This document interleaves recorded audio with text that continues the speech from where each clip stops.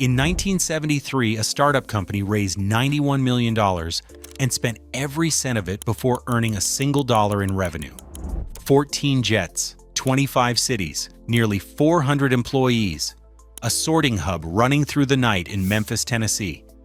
On their first night of business, they delivered 186 packages. $91 million, 186 packages. Within 2 years, that $91 million was almost entirely gone, and the founder was sitting alone at a blackjack table in Las Vegas with the company's last $5,000, betting everything on a card game. This is the story of why he did it, and why it worked.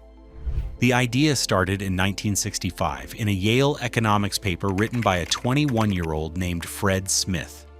His proposal? A single company that picks up a package, flies it on its own plane, sorts it at its own hub, and delivers it by truck, all overnight. At the time, shipping a package meant it passed through 4 or 5 different companies. A local pickup service, a passenger airline's cargo hold, a connecting van on the other end. It was slow, unreliable, and nobody owned the whole chain. Smith wanted to build one integrated system that controlled every step. His professor gave him a C. The reported comment, "Interesting concept, but the idea must be feasible to earn more than a C." The professor wasn't wrong to be skeptical, because the economics of what Smith was proposing were, on paper, almost suicidal. Here's the problem with overnight delivery. It only works if packages can get from any city to any other city in the network. If you serve 5 cities, a customer in New York can ship to 4 places. That's almost useless. The service isn't worth much until the network is big enough to go everywhere people actually need to send things, which means you can't build it gradually. You can't start with New York to Boston and add cities one at a time as revenue grows. The whole system has to exist from day one, or it doesn't work at all.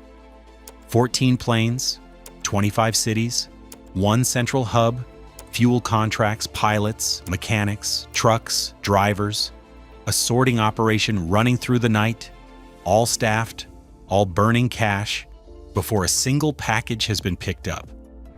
That's not poor planning. That's the minimum price of making the thing functional. And Fred Smith knew that when he raised the money. What he didn't know was what was coming next. Smith left Yale, served 2 combat tours in Vietnam, came home with a Silver Star and 2 Purple Hearts. He watched military logistics fail constantly over there, supplies arriving at the wrong place, too late, to people who needed them immediately. It didn't shake his belief in the Yale paper, it hardened it. In 1971, he founded Federal Express, $4 million of his own inheritance, $87 million more from loans and venture capital. Memphis chosen as the central hub, geographically central, reliable weather, available airport capacity. April 17, 1973. Night 1. 14 Falcon jets take off from Memphis. 186 packages to 25 cities. The system worked. Within months, volume increased tenfold. The demand Smith had predicted for 6 years was real. And then, almost overnight, the whole thing started to collapse. In October 1973, the Arab oil embargo began. Supply was restricted, fuel prices quadrupled. FedEx, a business built entirely around flying jets, started losing roughly $30,000 per day. Over 26 months, the company burned through $29 million. Nearly a third of the entire original investment gone. Investors began pulling back. BusinessWeek ran the headline, "Federal Express takes a nosedive." Smith's own sisters sued him, claiming he'd mismanaged the family trust fund. Smith asked employees to hold their paychecks and not cash them, because the account might not cover them. Most of them did it. Pilots started fueling planes with their personal credit cards just to keep them in the air. Smith stopped paying himself entirely. The system was working, Packages were being delivered overnight. Demand was growing every week, and none of it mattered if the cash ran out first. By late 1974, FedEx had one option left. Smith flew to Chicago to pitch General Dynamics for emergency funding. This was the last door he could knock on. Everything else had already been tried. They said no. He sat in the airport lounge afterward, waiting for his flight back to Memphis. 389 employees, people who'd held their paychecks, pilots who'd put jet fuel on their own credit cards. And Smith knew what he was going to have to tell them when he landed. The company had $5,000 in the bank. A fuel bill of $24,000 was due Monday. Without the fuel, the planes don't fly. Without the planes, there is no FedEx. He didn't board the flight to Memphis. Instead, he withdrew the company's last $5,000 and flew to Las Vegas. His reasoning was simple. The $5,000 was already dead money. Without paying the fuel bill, the company was finished regardless of what happened to that cash. Gambling, it didn't risk anything that wasn't already lost. Smith had played blackjack since his time in the Marines. Single-deck tables in the 1970s gave a disciplined player real edges, but it was still a gamble with the last money his company had. He played all weekend. The money rose, fell, rose again. By Sunday, he'd turned $5,000 into $27,000.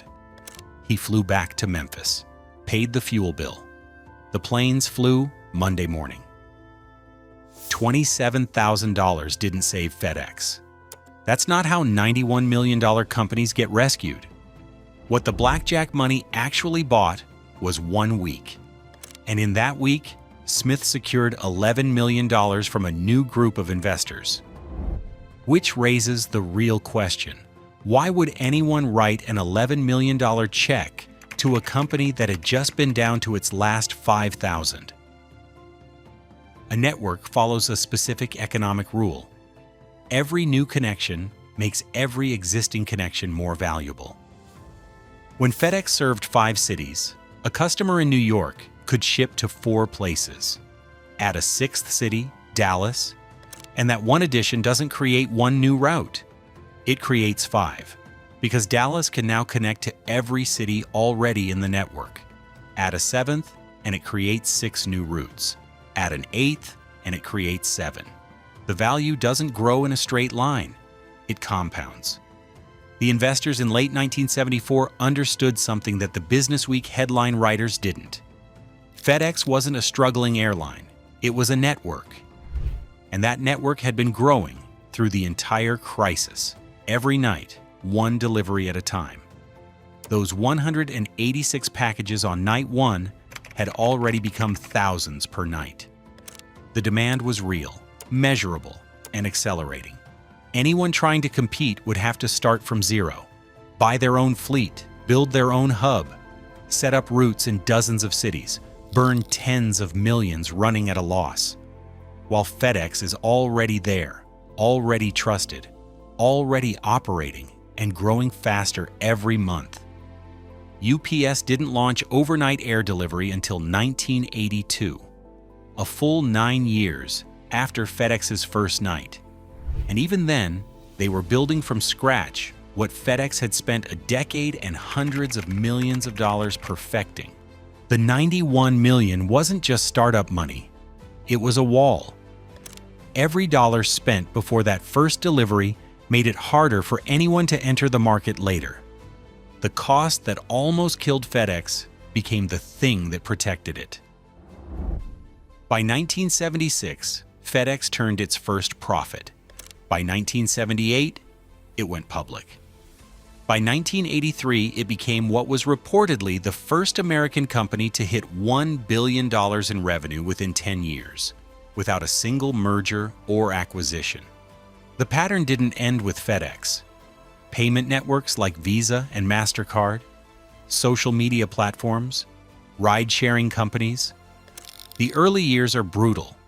Spend everything, earn almost nothing, survive on the belief that the network will eventually tip.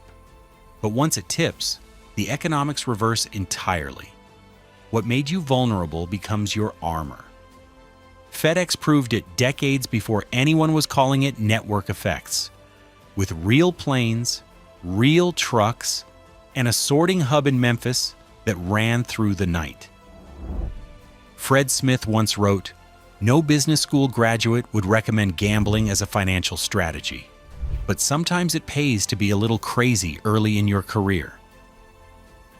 He passed away in June 2025, at 80 years old. The company he built with 186 packages now moves 17 million every day to 220 countries on over 700 aircraft, with more than 500,000 people doing the work. The professor who gave him a C thought the idea wasn't feasible. He was almost right.